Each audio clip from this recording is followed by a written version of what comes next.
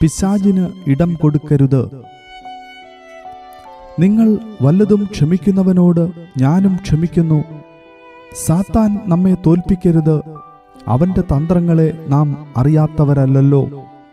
2 കൊരിന്ത്യർ 2-ാം അധ്യായം 10-11 വാക്യങ്ങൾ.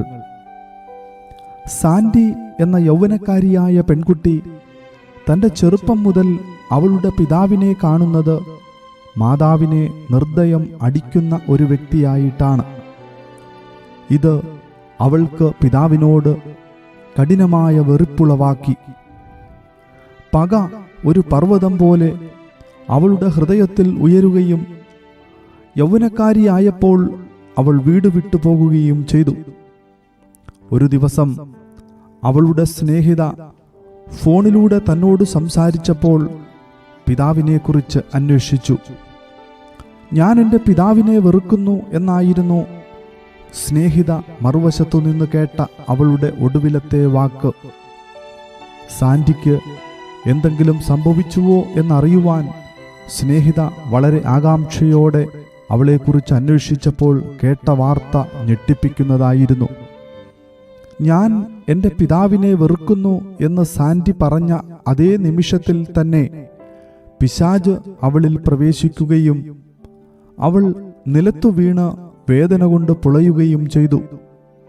ഒടുവിൽ ചില കർത്തൃശുശ്രൂഷകർ ആത്മാവിൽ നിറഞ്ഞ് അവൾക്ക് വേണ്ടി പ്രാർത്ഥിച്ചപ്പോൾ 29 പിശാചുക്കൾ അവളെ വിട്ടുപോകുകയും ക്രിസ്തുവിൽ അവൾ ഒരു പുതിയ വ്യക്തിയായി തീരുകയും ചെയ്തു.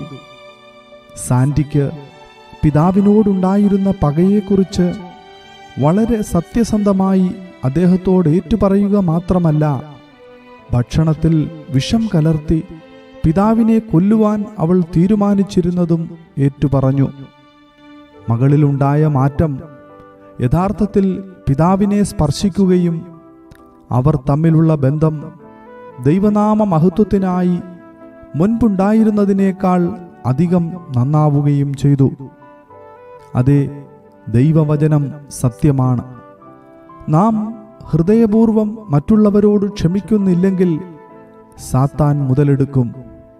29 പിശാചുക്കൾക്ക് സാൻഡി അവളുടെ ഹൃദയത്തിൽ ഇടം കൊടുത്തതുപോലെ നിങ്ങളോട് തിന്മ ചെയ്തവരോട് ക്ഷമിക്കുന്നില്ലെങ്കിൽ നാളുകൾ കഴിയുന്തോറും നിങ്ങളിൽ പിശാചുക്കൾ പ്രവേശിച്ച് പെരുകി നിങ്ങളെ ബാധിക്കുകയോ പീഡിപ്പിക്കുകയോ ചെയ്യും.